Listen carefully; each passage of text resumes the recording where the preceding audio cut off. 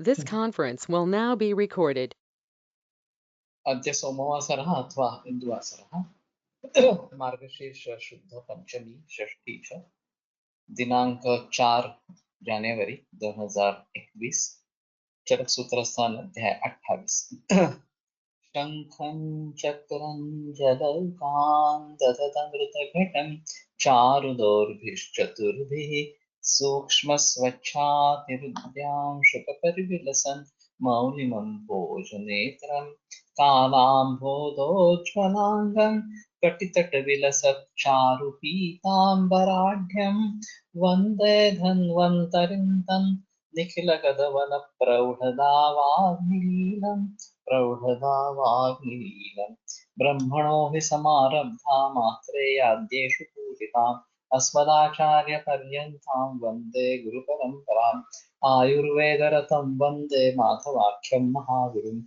आयुर्वेदामृतं सर्वं शिष्येभ्यो यः प्रदत्तवान् द्रष्टाज्ञानी दृष्टकर्मा कृतकर्मा तथैव च अध्यापको विश्वक्श्रेष्ठो महान् संशोधकस्तथा गुणैरेतैः समुदितैः यत्कार्यं ततनोऽधिसः समृद्ध्यर्थं हि कार्यस्य वयं नु प्रयतामहे सरस्वत्यै नमो यस्याः प्रसादात् पुण्यकर्मभिः बुद्धिदर्पणसङ्क्रान्तं जगदध्यक्षमीक्षते आत्रेयं प्रथमं वन्दे आयुर्वेदजगद्गुरुम् आयुर्वेदामृतं सर्वं हि सुरेश्वरात् अग्निवेशादिकेभ्यो यत् प्रेच्छत्मनि सत्तमः प्रथमं तन्त्रकर्तारम् अग्निवेशं नमाम्यहम्।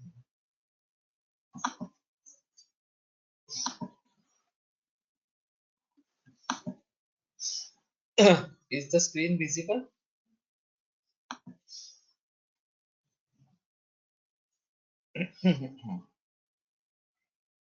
स्क्रीन दिखाई दे रहा है क्या? Yes, हो sir. Sir. Okay okay okay, यहाँ मुझे दिखाई नहीं दे रहा एक्चुअली। ओके, तत्र रसादिषु स्थानेषु प्रकुपितानां दोषाणां यस्मिन् स्थाने ये ये व्याधयः सम्भवन्ति तां स्थानं यथावत् अनुव्याख्यास्यामः। तो रसादि स्थानों में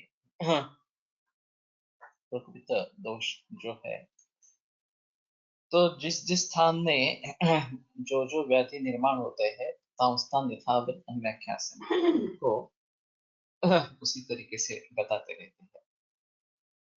तो जैसे मैंने कहा कि ये एक अहम भूमिका बायवारू ने ले ली थी कि संततादि ज्वर के बारे में संततम रक्तस्राव वगैरह वगैरह जो वर्णन दिया गया है, उसके आधार पर उस धातु में स्थित अगर दोष है और वो उस प्रकार के ज्वर को निर्माण करता है तो उसके लिए जो कलिंग का पटोलस पत्रम कटुकुरहणी वगैरह जो वात बताए गए या जिनको हम रसपाचक रक्तपाचक वगैरह कहते हैं, उनका प्रयोग जब दोष उन धातुओं में स्थित हो किसी अन्य रोग में भी, उसमें भी होता है। ये उनका एक अहम मुद्दा था और जिसका उन्होंने काफी प्रचार प्रसार किया। वेणुमाधव शास्त्री जोशी उनके छात्र रहे और फिर वेणुमाधव शास्त्री जोशी के बहुत छात्र अन्ना करमरकर से लेकर कुलटकर सर वगैरह, मैं भी उनके पास 2 महीने सीखने के लिए गया था। तो ये पॉसिबल है कि जब दोष उन धातुओं में स्थित होते हैं तो ये रसपाचक वगैरह काम करते हैं और कोलटकर परंपरा में बहुत सारे वैद्य इस प्रकार का प्रयोग करते रहते हैं। ये एक अहम चीज है। अश्रद्धा चारुचिश्चास्य वैरस्यम अरसज्ञता उल्लासो गौरवं तंद्रा सांगम वर्गो ज्वरस्तमः पांडित्वं स्रोतसाम्रोधा क्लैब्यं साधः कृशांगता नाशोग्नेर यथा कालं बलयः फलितानि च रसप्रदोषजा रोगाः। तो ये एक अहम चीज है कि रस प्रदोष से उत्पन्न होने वाले कौन कौन से रोग है। अश्रद्धा, तो मुख प्रविष्ट से आहार से अभ्यवरण भवत्येव परंतु अनिच्छा, अन्न में इच्छा नहीं होना, कि अन्न खाने की इच्छा नहीं होना, अगर लेते हैं तो अंदर निकल जाता है। अरुचि में रुचि नहीं रहती, इस प्रकार की है। मुख प्रविष्ट अन्न अभ्यवहरति इति वेदा। तो वास्तव में अरुचि ये पहली चीज होगी और अश्रद्धा उसके बाद में हाँ होनी चाहिए। अगर अर्थ दृष्टिया हम देखेंगे तो हाँ, तो खाने की इच्छा ही नहीं है, अरुचि है इस प्रकार से। और अन्न डाला भी तो भी कैसे तो जाएगा, लेकिन वास्तव में इच्छा नहीं रहेगी। आस्य वैरस्यम हाँ, उचिता आस्य आस्य रसाद अन्यथा हाँ, जो रस हमें प्रतीत होना है उसका विपरीत ऐसा कुछ प्रतीत होना इस प्रकार का अरसज्ञता। हाँ, और रस समझ में नहीं आना।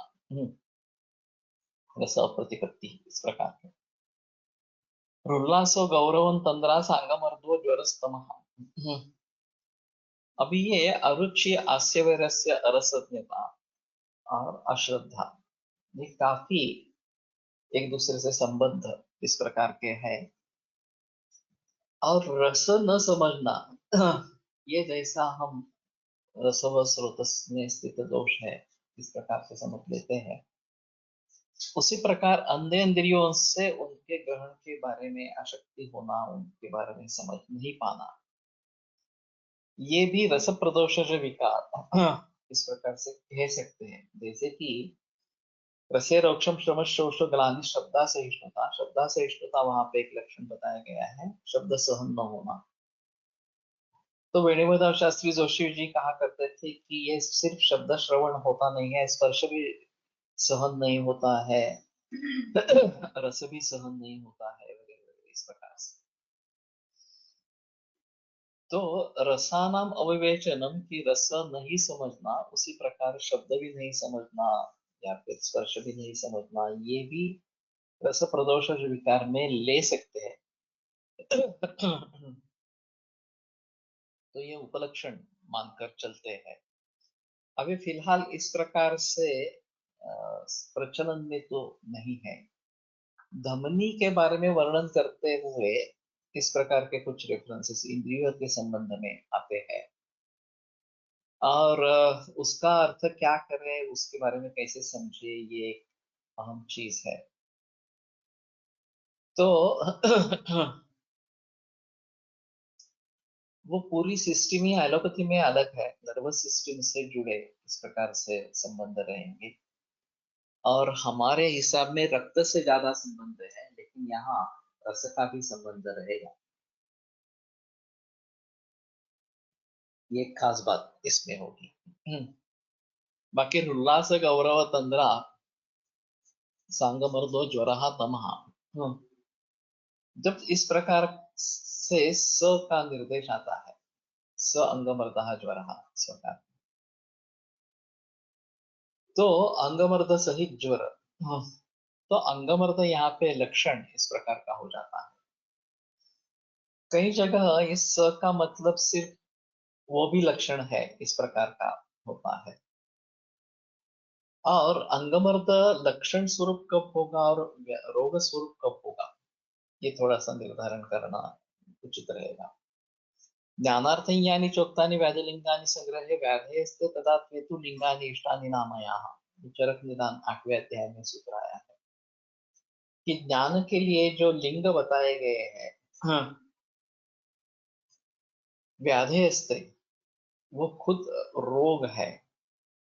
जब ये रोग का प्रतिपादन करते हैं तो वो लक्षण होते हैं इस प्रकार से, नहीं तो खुद अपने अपने रोग होते हैं। तो कोलटकर सर का एक कहना था कि हर लक्षण की भी संप्राप्ति होती है, एक रोग में सभी लक्षण उत्पन्न होंगे ही ऐसी स्थिति नहीं है, कुछ लक्षण नहीं भी होंगे और कुछ लक्षण ज्यादा होंगे इस प्रकार से।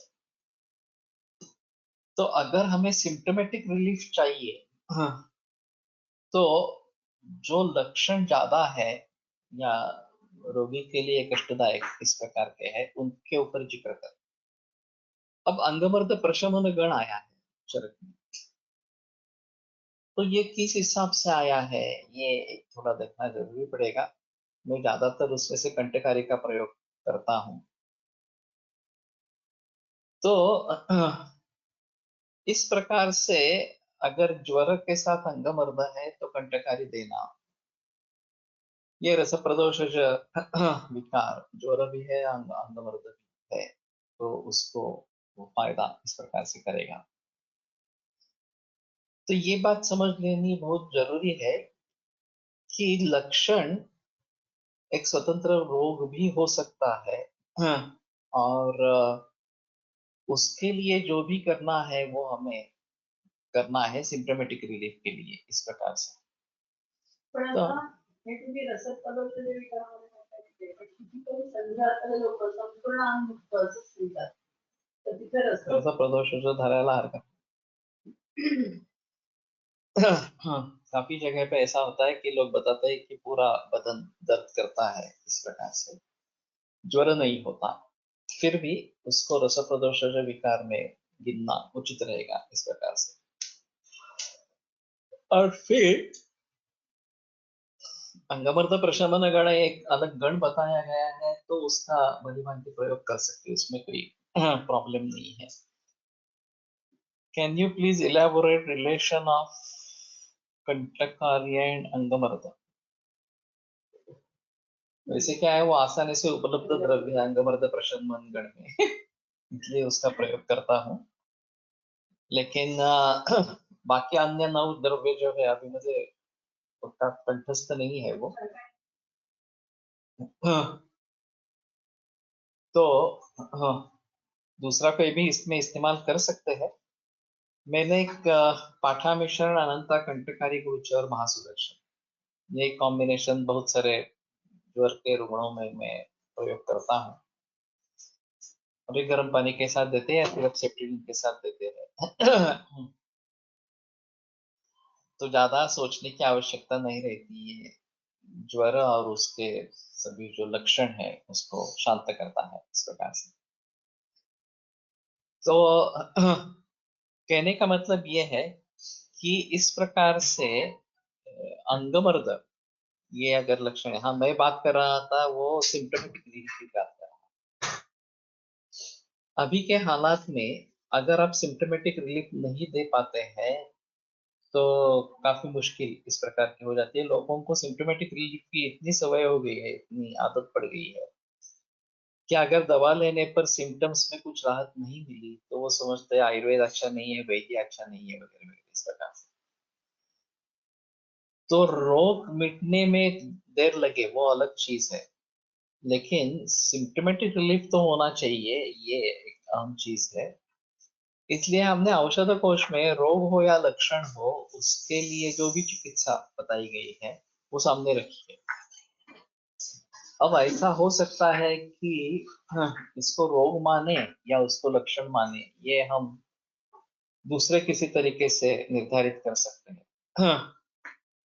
जैसे कि अब कामला है, मैंने काफी बार ये उदाहरण दिया है, रुद्धवत कामला हमारे हिसाब में है, लेकिन कैंसर का ट्यूमर है वहां पे, या मेटास्टेसिस है लिवर में, और इसके जरिए ये ट्यूमर बढ़ गया है और उसके जरिए कामला है। तो वहां कामला की चिकित्सा करने से कुछ नहीं लाभ होगा, वहां मूल रूप से कैंसर की ही चिकित्सा होनी चाहिए। एलोपैथी में तो इसके लिए बाईपास, बिलियरी बाईपास करवाते हैं और उससे रिलीफ हो जाता है कामला के बारे में। लेकिन ये मैकेनिकल उत्तर इस प्रकार का रहेगा। अगर हमें मूल रूप से चिकित्सा करनी है तो मूल रोग की चिकित्सा करनी है। इसलिए अभी जरूरत होगा कि कम से कम सोनोग्राफी करवाएं।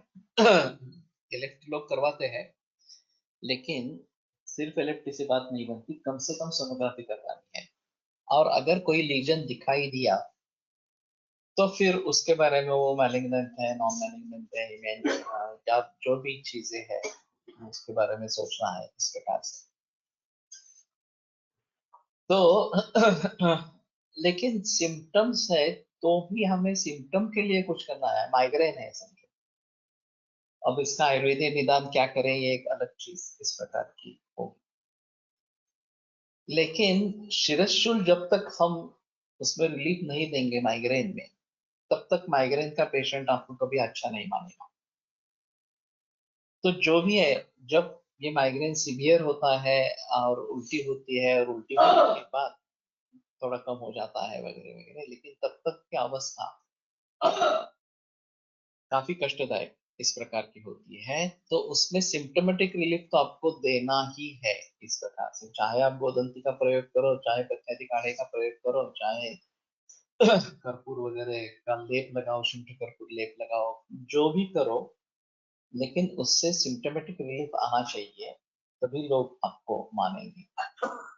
इसी प्रकार एंडोमेट्रियोसिस में अगर पेन कम कर सकते हैं तो ही हम उसके आगे चल सकते हैं। अगर पेन नहीं कम हुआ तो लोग समझते हैं जो भी निदान है आपके लिए, लेकिन वो अगर नहीं उसके बारे में कुछ कर सकते हैं तो व्यर्थ है। लक्षण स्वरूप भी कोई कंप्लेंट है और व्याधि स्वरूप भी है, तो क्या व्याधि संकर भी सोचना पड़ेगा? अगर लक्षण स्वरूप है तो व्याधि संकर का सवाल नहीं है। तेषां प्रधान प्रशमः अथवा तथाविध दोष दुष्ट समूर्छनावस्था विशेष ज्वरादि रूपो व्याधि तत्कार्याश्चारुच्चादयः। व्याधि कारण है और लक्षण उनके कार्य है, तो व्याधि का नाश हो जाने पर लक्षणों का भी नाश हो जाएगा, कार्य का नाश हो जाएगा। उसके लिए अलग ट्रीटमेंट करने की जरूरत नहीं। अगर दो रोग एक साथ में है तो दोनों के अलग अलग चिकित्सा करनी है, नहीं तो दोनों के लिए कॉमन किस प्रकार का औषध हो वो ढूंढना है और वो देना है। अब ये काफी कॉमन है एलोपैथी में। डायबिटीज है, उसके साथ में ब्लड प्रेशर है, उसके साथ में कार्डियोवैस्कुलर डिसीज है वगैरह वगैरह। तो इस परिस्थिति में हर एक की अलग अलग दवाई रहती है। डायबिटीज के लिए एक अलग दवा, ब्लड प्रेशर के लिए एक अलग दवा, और कार्डियोवैस्कुलर डिसीज है उसके लिए एक अलग दवा, इस प्रकार से, और वो सभी साथ में चलती है। उस समय में हम सोच सकते हैं कि प्रमेह और हृदरोग इन दोनों के लिए कॉमन दवा कौन सी है क्या, वो देखिए इस प्रकार से, या उसके पीछे जो दोष है वो कॉमन है क्या, वो अलग अलग है या कॉमन है, इसके बारे में सोचिए। और फिर सिर्फ उसी द्रव्य का इस्तेमाल करेंगे तो भी फायदा हो। एक त्रिलोक ने एक केस नानल अस्पताल में ट्रीट करी थी, और सिर्फ मुस्ता एक ही द्रव्य प्रयोग में लाया था, और उससे सभी लक्षणों में राहत मिल गई, रोग से मुक्ति हो गई। तो ये एक अनोखी चीज है कि केवल एक ही द्रव्य को इस प्रकार से ढूंढ पाना, जो उस मरीज के लिए बहुत फायदेमंद इस प्रकार का होगा और उसको पूरी तरीके से ठीक कर सकेगा, तो ये अच्छी बात है। लेकिन सभी जगह ऐसा होगा ही ऐसा नहीं बता सकते। तो द्रव्यों के कॉम्बिनेशंस दिए जाते हैं, और ज्यादातर हम ऐसा सोचते हैं कि ये द्रव्य इस पे काम करेगा, ये द्रव्य इस पे काम करेगा, ये द्रव्य इस पे काम करेगा, और इन सभी का परिणाम जो है वो प्रकृति समवाय से होगा, और सभी लक्षण, सभी रोग मिट जाएंगे। ऐसा होता ही है, ऐसा नहीं है। भैरव गौतम की जो ट्रेडिशन थी वो थोड़ी इस प्रकार की थी ट्रेडिशन, कि सभी रोगों के बारे में इस प्रकार से सोचना, और सभी द्रव्यों का इकट्ठा प्रयोग इस प्रकार से करना। ठोमरे, अतुल चंद्र ठोमरे की भी इस प्रकार की कुछ ट्रेडिशन थोड़ी सी रही है, लेकिन उससे बेहतर ट्रेडिशन जो है वो सभी के बारे में सोचकर एक या दो दवाइयों के बारे में सोचना, ये सबसे बेहतर है। लेकिन उसमें भी ऐसा होता है कि हम पूरा जजमेंट नहीं ले पाते, और फिर उस तरीके से रिलीफ नहीं मिलता। तो रिलीफ मिलना बहुत जरूरी है। हाँ, किसी भी तरीके से आप कुछ भी सोचो, कैसे भी सोचो, लेकिन मरीज को रिलीफ मिलना बहुत जरूरी है। तो इस प्रकार से अगर रिलीफ मिलता है तो ठीक है, सिद्धे वाक्यार्थे सर्वेषु गुणैः युक्तम् इस प्रकार से। पांडुत्व येथे केवळ पांडुर पडणे असे अपेक्षित असावे, पांडुरोग नहीं। तो दोनों तरीके से लिया जाता है, केवल पांडुरत्व और उसका हीमोग्लोबिन से संबंध होगा नहीं होगा, ये एक अलग चीज इस प्रकार की रहेगी। ज्यादातर हम समझते हैं कि पांडुरत्व है तो हीमोग्लोबिन कम होना चाहिए, इस प्रकार से ज्यादातर वैसे ही दिखेगा। लेकिन ऐसा भी हो सकता है कि हीमोग्लोबिन से संबंध नहीं है फिर भी पांडुत्व है। मैंने एक नानन अस्पताल में रुग्ण देखा था, किसी वैद्य ने वमन दिया था और अयोग हो गया, और वमन के अयोग में पांडुत्व ये लक्षण आया है। दूसरे दिन उसको फिर से वमन दिया, और जैसे वमन होता गया वैसे पांडुरत्व कम हो गया, ये मैंने खुद देखा है इस प्रकार से। तो ये थोड़ी अजीब इस प्रकार की चीज है। वहां तो कशाचा ओजोहीनता में भी पांडुता आती है इस प्रकार की। नाही, पण इथे एक प्रश्न मुद्दा राहिला तुमचा की तुम्ही असं सांगितलं की लक्षणासाठी पण प्राणी असं सांगितलं की संप्राप्तीचा विचार करायला पाहिजे, त्यांनी कसा विचार केला? वो अलग हर एक रोग के लिए जो संप्राप्ति होगी उसमें अगर वो लक्षण आया है तो उसके बारे में सोचना पड़ता है। अभी हमने इस प्रकार से किया था कि हेतु कोश में और लक्षण कोश में निदान स्थान का प्रयोग किया था, निदान स्थान के सूत्र लिए। औषध कोश बनाते समय ये लक्षण इस रोग में है तो उसके लिए ये प्रयोग करना है, ऐसा जो वहां पे है उन लक्षणों का संबंध हमने सिर्फ औषध कोश में लिया, हेतु कोश में या लक्षण कोश में नहीं लिया। इस प्रकार से बस्ती पार्श्व शिरशूली व्याघ्री गोक्षर साधिता, ये जो पेया वहां पे बताई बस्ती पार्श्व शिरशूली में, तो ज्वर में इस प्रकार की एक अवस्था आती है कि जिसमें बस्ती पार्श्व शिरशूल होता है और उसमें ये व्याघ्री गोक्षर साधित पेया जो है वो देनी इस प्रकार का वहां पे वर्णन है। अब लक्षणों में निदान में बस्ती पार्श्व शिरशूल ये लक्षण होता है ऐसा नहीं लिखा। अस्वेद दिद्र तृष्णार्था सीता मलक नागर ही, अस्वेद दिद्र तृष्णा ये लक्षण समुच्चय ज्वर में होता है, ऐसा कोई वहां ज्वर निदान में लिखा नहीं, ये सिर्फ लिखा गया है औषध है। और इस तरीके से बहुत सारे रोगों में हाँ सीता मलक नागर ही।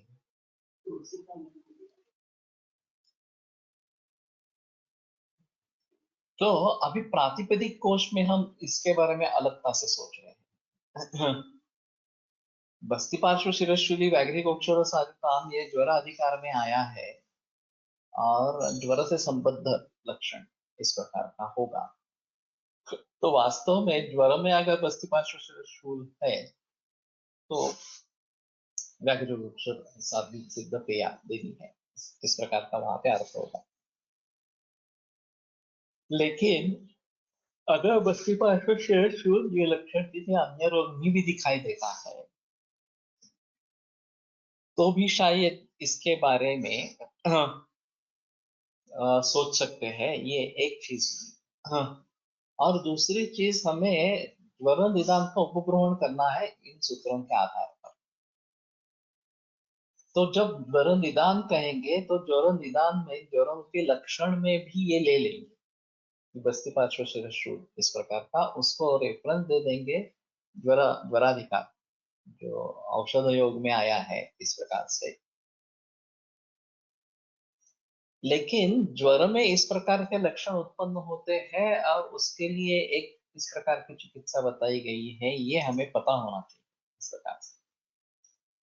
ऐसे सभी रोगों के बारे में इस प्रकार का विचार हो सकता है।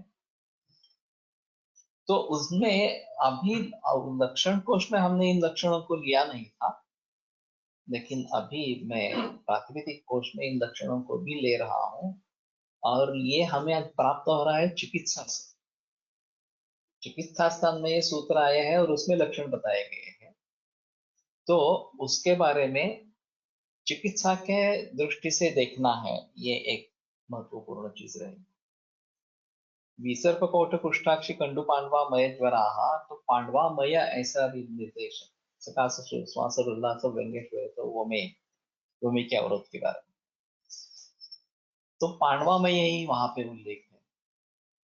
लेकिन जब मैंने दूसरे दिन होमन दिया और वो पांडुता निकल गया, हमने तो एक भी देखा नहीं था, पहले दिन भी नहीं देखा, दूसरे दिन भी नहीं देखा, लेकिन पांडुत्व जो मैंने देखा था वो पूरा निकल गया, ये भी मैंने महसूस किया, ये भी मैंने देखा।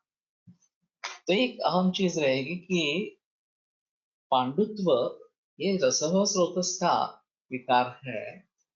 हम समझते हैं ज्यादातर वो रक्त का विकार इस प्रकार के हैं, और वैसे श्लेष्मत्व रक्तम अवसानी प्रदुष्टांतरम आश्रितम, ये जो संप्राप्ति बताई गई है पांडु की, उसमें मांस भी दुष्ट है, और हम उसके बारे में ज्यादा जिक्र नहीं करते हैं कि ये पांडु किस तरीके से निर्माण किस प्रकार का हो रहा है। लेकिन ये रसव स्रोतस का भी विकार है, ये समझना जरूरी इस प्रकार का होगा। और पांडुत्व, इससे शायद पांडु रोग ही होगा ऐसा नहीं बता सकेंगे, सिर्फ पांडुत्व इस प्रकार का भी हो सकता है। लेकिन पांडु रोग में रसव स्रोतस की दृष्टि को समझकर आगे चलना उचित इस प्रकार का होगा। रसोपि श्लेष्मवत, रसवृद्धि में जो लक्षण बताए गए हैं वो कफवृद्धि के लक्षण हैं इस प्रकार के बताए।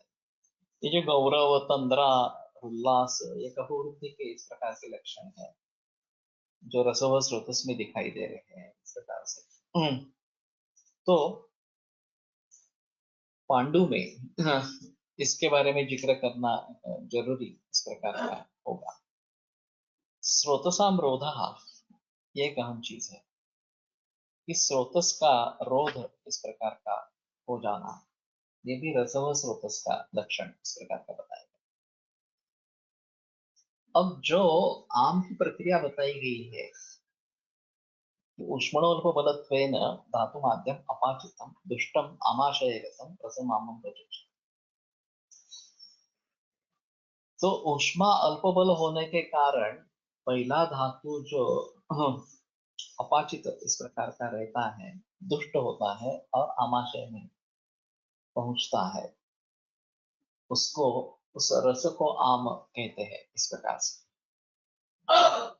इसमें ऊष्मणोल्प बलत्वेन ये जो कारण दिया है सापेक्ष कारण इस प्रकार का, नेसेसरी ये नहीं है कि हमारा अग्नि मंदाग्नि ही हो, अग्नि नॉर्मल हो और हमने गुरु भोजन ज्यादा मात्रा में खाया तो भी उस अग्नि के हिसाब से वो पचन करने में समर्थ नहीं रहेगा उस प्रकार के अन्न को, तो अपाचित इस प्रकार का रहेगा। और एक फैक्ट्री में जैसे रहता है कि कुछ रॉ मटेरियल होता है, उसके ऊपर कुछ प्रोसेस होती है और फिर उससे फाइनल प्रोडक्ट बनता है, और कुछ त्याज्य पदार्थ भी निर्माण होते हैं, वेस्ट निर्माण होते हैं जिनको फेंका जाता है। अब अगर वेस्ट मटेरियल अच्छे तरीके का बन नहीं रहा तो इसका मतलब ये जो मूल प्रोडक्ट जो है वो भी अच्छा नहीं बन रहा, तो इसमें क्वालिटी कंट्रोल डिपार्टमेंट रहता है। जब ये प्रोडक्ट इन प्रोसेस होता है तो क्वालिटी कंट्रोल डिपार्टमेंट का काम है कि वो भली ढंग से अच्छे तरीके से बन रहा है या नहीं बन रहा है ये देखिए। अगर नहीं बन रहा है और ये सुधारने लायक इस प्रकार का है तो फिर उसको पहली वाली प्रोसेस में डाल देते हैं और उसको सुधार लेते हैं इस प्रकार से। उसी प्रकार एक बार रस से आगे आम चला गया, अपाचित जो भाग है वो आगे चला गया तो उसका पचन करना काफी मुश्किल होता है। इसको फिर से ये सभी नहीं कह सकेंगे। तो अगर वहां पे पचन नहीं हुआ है तो फिर से उसको आमाशय में भेजा जा सकता है और पचन के लिए अवसर दिया जा सकता है, तो फिर ये वहीं पे ठीक हो जाएगा।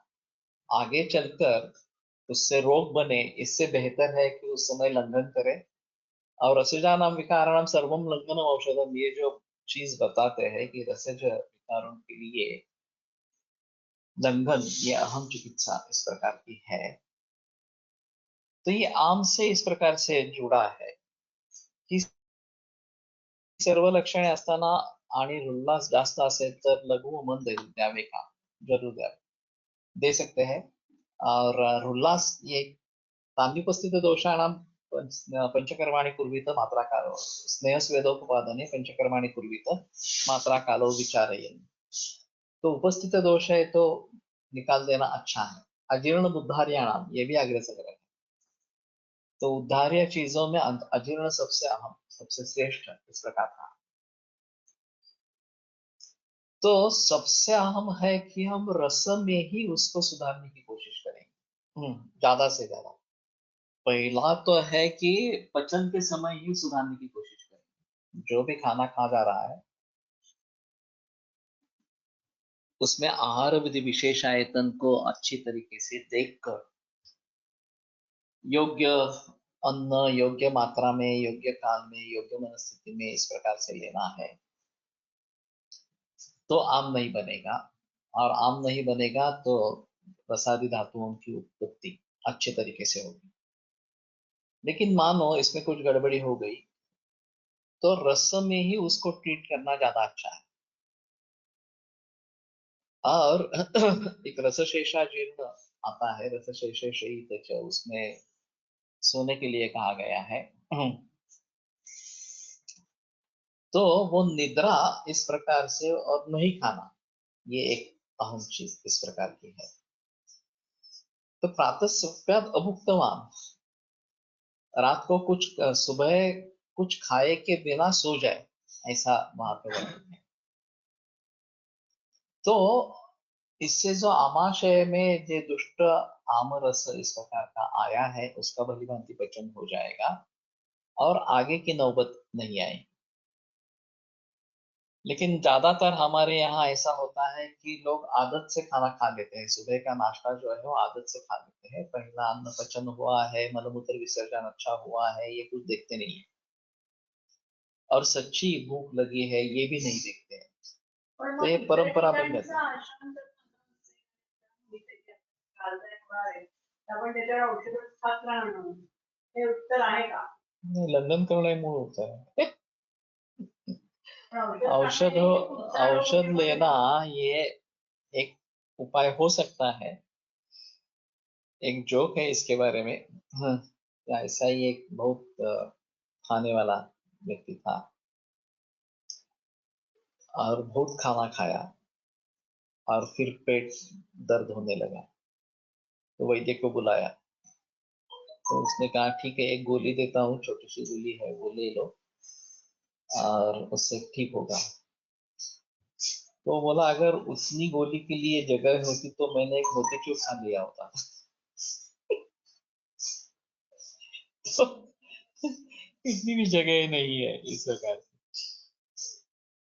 तो कहने का मतलब ये है कि शांतिराम विकाराणाम भवति अपतर्पणा, अपतर्पण से ही आम विकारों की शांति होती है।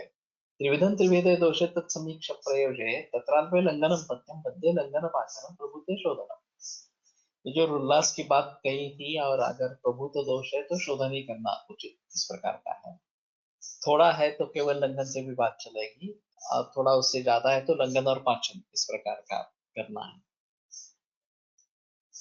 तो स्रोत समरोध ही आम का लक्षण। स्रोतरोध बल भ्रंश गौरवानिल मूढ़ता, ये जो लक्षण बताए गए हैं लिंगम बलानाम सामानाम, तो उस दृष्टि से ये रसोह स्रोतस में स्थित है। और पहली चिकित्सा जो है वो लंघन करना, इस प्रकार से पाचन करना, और फिर ये स्रोतरोध वगैरह सब दूर हो जाएंगे। जब आम का पचन हो जाएगा तो ये दूर हो जाएंगे। क्लैब्यम, ये भी एक अजीब लक्षण रस में आया है कि इस प्रकार की अनिच्छा उस समय में होना, कि इम्पोर्टेंस इस प्रकार से। लेकिन मैं समझता हूँ ये तात्कालिक लक्षण इस प्रकार का है, दीर्घकालीन लक्षण इस प्रकार का नहीं है। लेकिन जब भी कोई इस प्रकार की स्थिति शरीर में हो, बेचैनी इस प्रकार की हो, कुछ लक्षण हो, तो कामेच्छा नहीं होगी। काम पूर्ति की इच्छा, इसमें मन अगर आनंदी है, शरीर स्वस्थ है, तो ही ये इच्छा हो सकती है। अगर ऐसी स्थिति नहीं है तो इस प्रकार का एक तात्कालिक क्लेश दिखाई देगा। साधा तो शरीर का साध इस प्रकार का हो जाना, कुछ भी करना नहीं इस प्रकार से शरीर की स्थिति होना। डिफरेंट पाचकास are used to be used in respective धात्वग्निमांद्य और धात्वग्नि वृद्धि।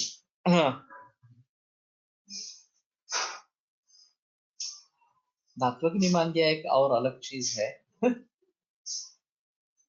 एक ऐसा मंतव्य है कि धातु में स्थित जो दोष होंगे उनका पाचन करने के लिए ये रसपाचक वगैरह का प्रयोग होता है इस प्रकार से।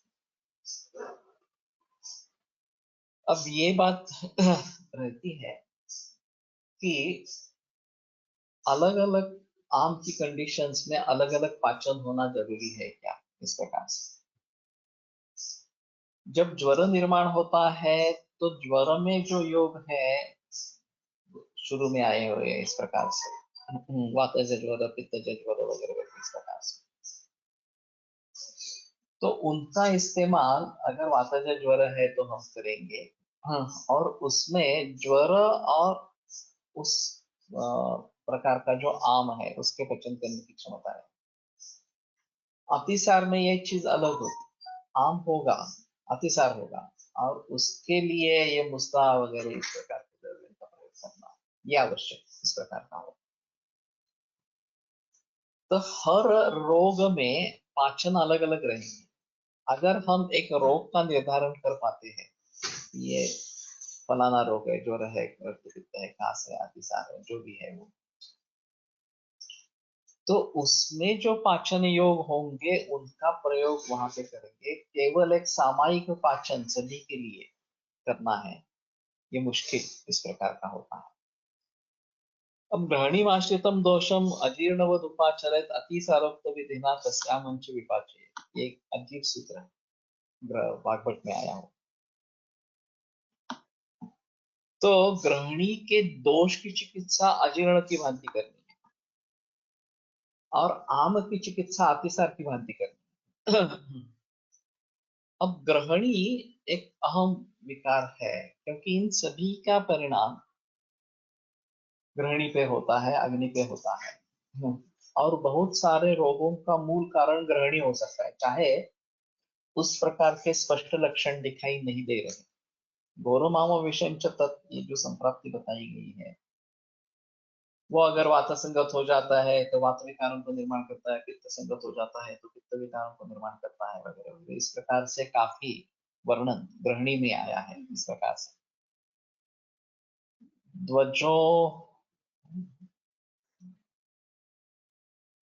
ध्वजोत्थानमध्ये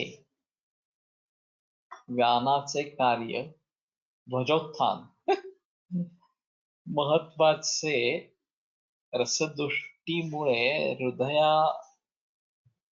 या मूलस्थानावर परिणाम होऊन ज्ञानाचे कार्य योग्य न झाल्याने क्लैब्य हे तात्कालिक लक्षण उत्पन्न होत असावे। मनसो हर्षणी यच्च तत्सर्वं दृश्यम उच्यते। अगर मनसा अहर्षणम, या मन में दुख की भावना है, तो क्लैब्य रहेगा, इस प्रकार की इच्छा नहीं रहेगी, ये सबसे अहम है। उसको ओठ से जोड़े नहीं जोड़े ये अलग है। और रसात्मकम वहन्ति ओजा, ये भी एक अजब डिफरेंस है कि प्राकृतस्तु बलम श्लेष्मा विकृतो मल उच्यते सचैव जो स्फुटक काय सच पापमोपदिश्यते, इस प्रकार से। तो रसदुष्ट अगर है तो कफदुष्ट इस प्रकार का होगा, ओज भी उसमें अच्छा इस प्रकार का नहीं रहेगा, और फिर ये क्लैब्य इस प्रकार का थोड़ा सा रहेगा।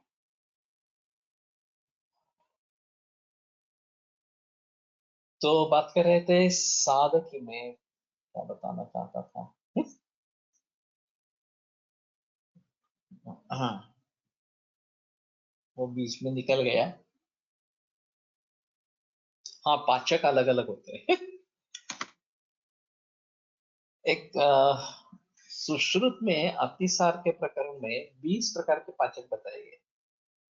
अतिविषा उसमें काफी कॉमन इस प्रकार की है, और धान्य पंचक उसी में है।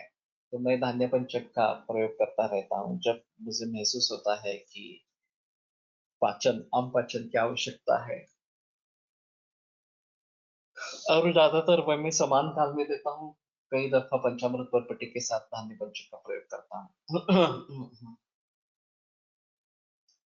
तो वहां से अगर शुरुआत हुई है, वैसे देखा जाए तो धातुओं के पोषण के बारे में जो जिक्र आता है, रस से रक्त कैसे निर्माण होता है, रक्त से मांस, मांस से मेद वगैरह वगैरह, इस प्रकार से अग्निवेश ने शंका ग्रहणीय अध्याय में पूछी है, आत्रेय ने वहीं पे उत्तर दिया इस सब। तो धातु पोषण परंपरा हमारे ग्रहणी से जुड़ी इस प्रकार से है, अग्नि से जुड़ी इस प्रकार की है, और उसको हम अगर अच्छी तरीके से समझ पाते हैं तो ये रस, आम वगैरह के बारे में सोच सकेंगे। तो अभी जब भी रुग्ण आते हैं, किसी भी रोग के लिए आ जाए, हम पूरी हिस्ट्री भरवा लेते हैं, हिस्ट्री फॉर्म भरवा लेते हैं, और उसमें आहार विधि विशेषायतन से कितने लोग दूर गए हैं ये देखना जरूर इस प्रकार का। जो भी आहार विधि विशेषायतन के बारे में बताया गया है, मात्रा, प्रकृति, करण, संयोग वगैरह वगैरह, इस जो सभी भाव बताए गए हैं, उन सभी भावों को ध्यान में रखते हुए क्या सही है क्या गलत है, ये देख के उसमें परिवर्तन किस प्रकार से लाना है, ये हमें सोचना है। तो हमारा आरंभ अग्नि और पचन से ही होता है, किसी भी रोग में, चाहे वो कैंसर हो, ज्वर हो, या और कुछ। और वहां से अगर हम ठीक करते जाते हैं तो आगे वाले धातुओं को भी ठीक कर पाते हैं।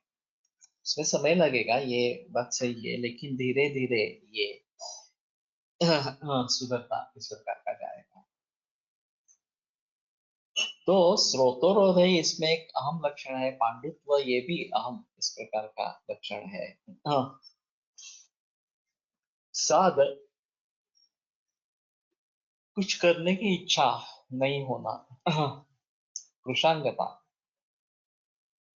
तो अगर यही सिलसिला आगे चलता रहेगा तो शरीर का पोषण होगा ही नहीं, और फिर कृशांगता ये लक्षण इस प्रकार का निर्माण होगा। अभी कैंसर की शुरू की अवस्था में, जब तक कैंसर डिटेक्ट नहीं होता है, तब तक कृशांगता ये लक्षण दिखाई देता है कि बॉडी मास कम हो जाता है। वैसे डायबिटीज में भी शुगर जब बढ़ने लगती है, और खास करके मानसिक कारण होते हैं, तो वेट लॉस, ये एक प्रधान लक्षण इस प्रकार का दिखता है, मांस शोष इस प्रकार का दिखाई देता है। तो रस से आरंभ करना इन सभी में महत्वपूर्ण इस प्रकार का है। नाशोग्नि है, तो ये सबसे आम लक्षण है कि अग्नि का नाश हो जाना इस प्रकार से। और इस प्रकार से अगर अग्नि का नाश हो जाएगा तो शांति ग्रह लिए थे। ये मृत्यु की तरफ भी लेके जा सकता है। तो जब लोग बताते हैं कि भूख बिल्कुल नहीं लगती, अन्न खाना पचन नहीं होता है, तो ये गंभीर बात कि उसको नजरअंदाज नहीं कर सकते, वो कारण ढूंढो उसका, और इसके अनुसार योग्य चिकित्सा इस प्रकार से करो, तभी इसके बारे में बात हो सकती है इस प्रकार से। तो नाशोग्नि है, ये कफु प्रधान इस प्रकार की अवस्था है। अग्नि का नाश होना ये इसमें महत्वपूर्ण रहेगा। अयथा कालम वलय फलितानि च, और अयथा काल वलय और फलित, तो इस प्रकार से जो उम्र नहीं है वलय और फलित होने का, उस उम्र में अगर तारुण्य में इस प्रकार के लक्षण उत्पन्न होने लगेंगे तो समझ लेना है कि बुढ़ापा जल्दी आ रहा है। और ये भी काफी गंभीर बात है कि अगर 35वें बरस में हमें बुढ़ापा आ रहा है तो उस समय में आर्थराइटिस जैसे विकार होना या भी काफी प्रचलन में है। तो ये क्या नौबत है, घुटने बदलने तक रोग की बढ़ोतरी हो जाती है। तो ये समझ लेना है कि अकाली वार्धक्य है। और रसायन चिकित्सा ही उसमें, रसायन चिकित्सा ही ठीक आहे, पण रोजगार एसी आणि टाळणं शक्यच नाही. काय काय एसी आणि टाळणं शक्य नाही. इथे उत्तर काय द्यायचं असा प्रश्न येतो ना. एसी से टेम्परेचर, एसी का टेम्परेचर कितना रखना है, कृत्वा शीतोष्ण वृष्टि नाम प्रतिकार, ये जो बताया गया है, तो जहां तक हो सके उसका प्रतिकार करेंगे। अभी सबसे अहम चीज है कि लाइफस्टाइल का पता नहीं, देरी से जागना, देरी से सोना, ये सब चीजें चल रही है और कुछ भी खाना खाते हैं तो ये रोग होंगे ही, उसमें कोई संदेह इस प्रकार का नहीं है। उनसे अगर बचना है तो इसके बारे में सभी के बारे में सोचना है। अश्रद्धा से पलितानी तक लक्षणों में रस प्रदोष का कामानुबंध बढ़ता जाता है, ऐसा कह जानना सही है क्या? ऐसा नहीं बता सकते। कुछ लक्षण तात्कालिक होंगे, कुछ दीर्घकालिक। इस प्रकार पुरुषांगता ये लक्षण दीर्घकाल से उत्पन्न होने वाला इस प्रकार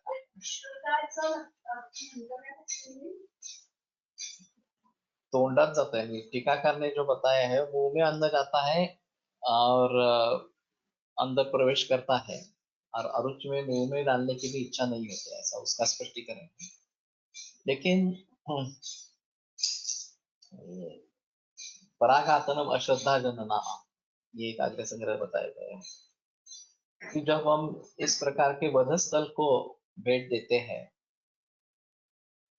तो उसमें मन में जो भाव निर्माण होते हैं कि किसी भी बारे में रुचि नहीं थी, अश्रद्धा इस प्रकार की हो जाती है, वो एक मानसिक भाव इस प्रकार का रहेगा।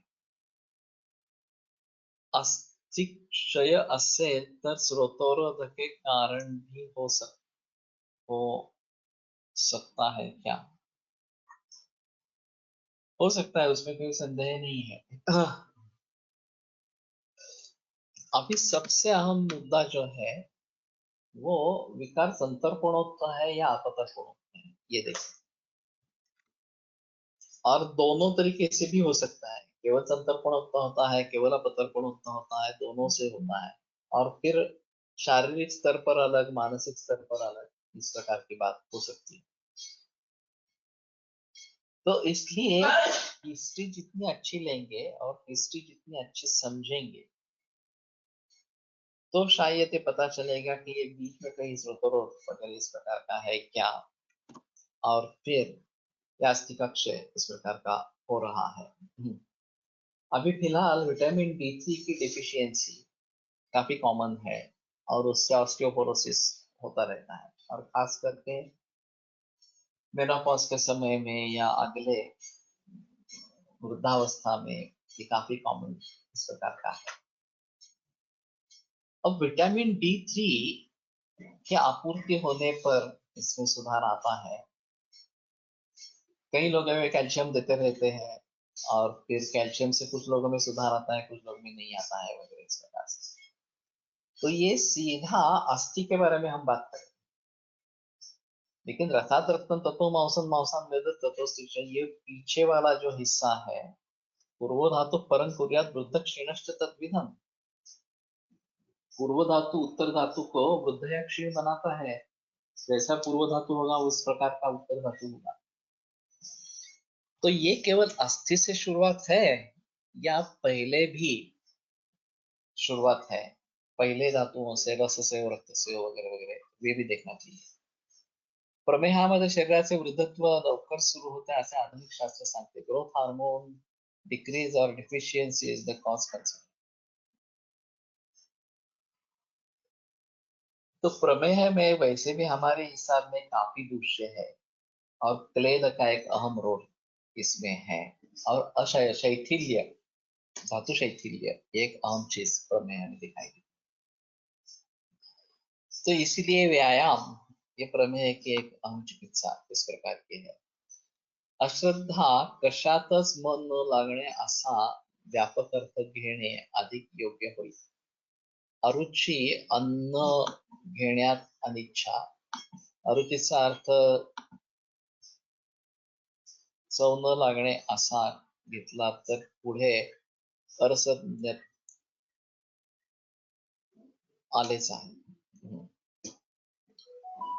तो इसलिए अरुचि का वो अर्थ नहीं होगा, रुचि नहीं होगी, कुछ लेने की करने की इच्छा नहीं होगी. और ये शायद रस के बारे में खास करके बताया गया है, लेकिन अश्रद्धा किसी भी चीज में मन न होना, ये चीज हो सकती है कि कुछ भी करने की, कुछ सुखोपभोग लेने की इच्छा ही नहीं है इस प्रकार से, तो वो शायद अश्रद्धा इस प्रकार से बताई जाएगी.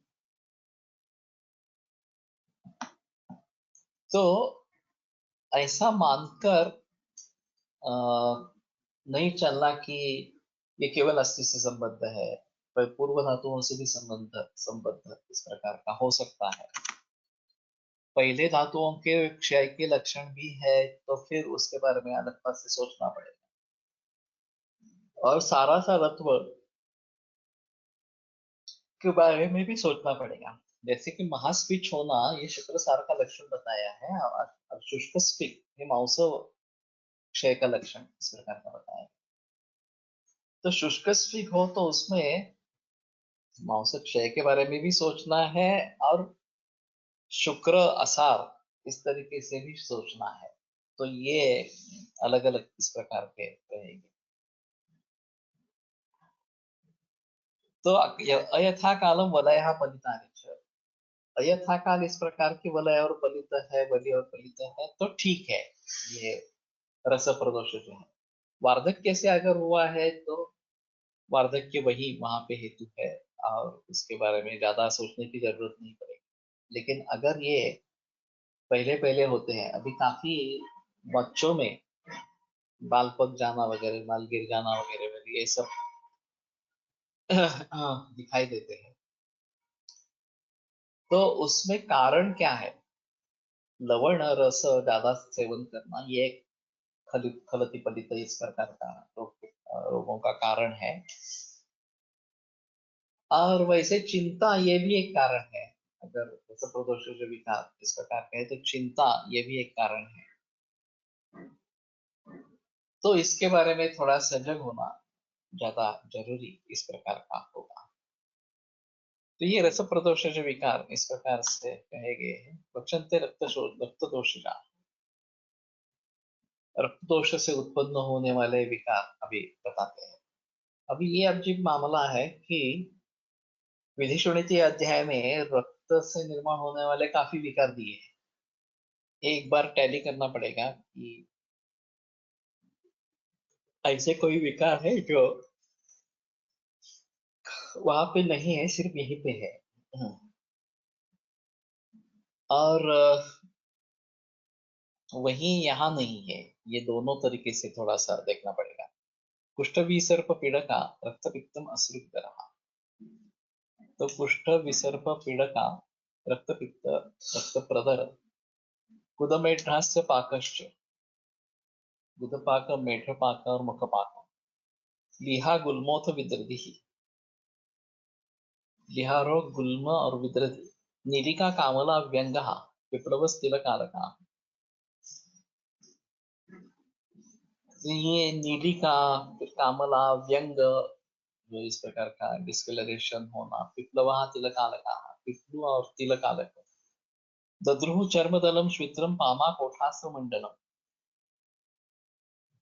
दद्रुः चर्मदल सिद्धि कुष्ठ के विकार इस प्रकार के है, श्वित्र पामा ये तो कुष्ठ विकार ही है, कोठ अस्त्रमंडलम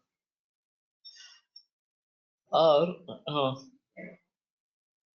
रक्तमंडल इस प्रकार के दिखाई देना। जो अभी सोरियासिस के कुछ पेशेंट में इस प्रकार के रक्तमंडल दिखाई देते हैं और ये काफी मुश्किल इस प्रकार का होता है। मैंने पहली बार कृष्णाजी कानिटकर, अप्पा शास्त्री कानिटकर या कुके कानिटकर, उनके क्लिनिक में ये इस प्रकार का मंडल कुष्ठ का मरीज देखा था और वो तो शमन चिकित्सा करने ही वाले थे, शोधन चिकित्सा नहीं करने वाले थे। तो ये सभी रक्त के संबंध इस प्रकार से रक्त प्रदोषा जायन्ते। रक्त प्रदोषे श्री कुष्ठ ग्रहणादेव दद्रवादि लाभे सिद्धे पुनस्तत्वचनम विशेष प्रादुर्भाव प्रदर्शनार्थम। तो इसमें ये विशेष प्रादुर्भाव होता रहता है, इसके लिए इसका फिर से जिक्र किया है। तिलकालकः तिलाकृतयः अस्त्रमंडलम लोहितमंडलम। तो इस प्रकार के रक्तमंडल इस प्रकार के वहां पे दिखाई देते हैं। ये रक्त प्रदोष जो विकार है,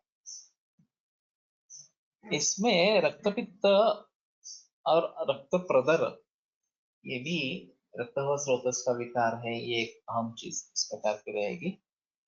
और नीलिका, व्यंग, पिपलू, तिलकालक ये तो दिखाई देते हैं। हमें खासकर मुझे ज्यादा अवसर मिला नहीं है इन रोगों को ट्रीट करने का, लेकिन ये भी काफी डिफिकल्ट इस प्रकार के। और हमें ये रक्त प्रदोष जो विकार है ऐसा समझकर रक्तमोक्षण की प्रधान चिकित्सा होनी चाहिए। तो व्यंग के लिए लोग आते हैं चेहरे पर इस प्रकार का, नीलिका भी इस प्रकार की आती है और उसके लिए लोग आते हैं। तो इन सभी के बारे में सोचना जरूरी इस प्रकार का रहेगा। श्रोणमांस प्रदोषगान अधिमांसार्बुदं कीलं गलशालूक शुंडिके पूतिमांसालजी गंड गंडमालोपजुग्गिकाः विद्यान मांसाश्रय। तो अधिमांस और अर्बुद, तो मांस की वृद्धि होना, और अर्बुद मांसार्बुद एक बताया गया है और ये असाध्य बताया गया है। रक्तार्बुद और मांसार्बुद असाध्य इस प्रकार के बताए गए। तो ज्यादातर लोग उससे कैंसर को ले लेते हैं। हाँ। तो ये मांस प्रदोष विकार इस प्रकार का है, तो शायद इन सभी में मांसपाचक का भी प्रयोग करते देना कैंसर के मरीजों। अभी मैं कुछ कैंसर के मरीजों में मांसपाचक का प्रयोग करता हूँ, कोलन कैंसर वगैरह है वगैरह, उसमें ये मांसपाचक का प्रयोग करता हूँ। कई दफा ब्रेस्ट कैंसर में भी प्रयोग करता हूँ इस प्रकार का। अब फाइब्रोएडिनोमा है और उसके बाद में इस प्रकार का कैंसर निर्माण हुआ है, तो मेद का भी इसमें कुछ संबंध इस प्रकार का रहेगा। और वैसे रस और शुक्र का दोनों का स्तन से संबंध है ही। इन सभी बातों में क्या एक्चुअली अति तेलकालक चिकित्सा रक्त दृष्टि के हिसाब से वो विरेक, उपवास और रक्तमोक्षण ये चिकित्सा बताई गई है, तो वो करे, वो अच्छा रहेगा इस प्रकार से। तो कारणों को देखो, कारणों को टालो और रक्तमोक्षण और रक्त प्रसादन चिकित्सा करते रहो। तो ये उत्पन्न होते हैं और जाते भी है, दोनों तरीके से बताए दिखाई देते हैं। तो अगर जाते हैं तो भलीभांति की चिकित्सा करेंगे तो वो निकल जाएंगे इस प्रकार का। ठीक है, कल आगे लेके जाएंगे इसको। आयुर्वेद प्रकांडो निगदित इह हि शल्यतंत्र प्रधानः शिष्येभ्यः शाश्वतोऽयं निखिलजनकृपा व्याप्तचित्तेन येन आयुर्वेदस्य वाञ्छन् पुनरपि भुवने तां च सुष्ठु प्रतिष्ठां श्रेष्ठं धन्वन्तरिं तं प्रणमति च सदा वैद्यवर्गो हि नूनम् वैद्यवर्गो हि विरम्यते व्याख्यानः श्वः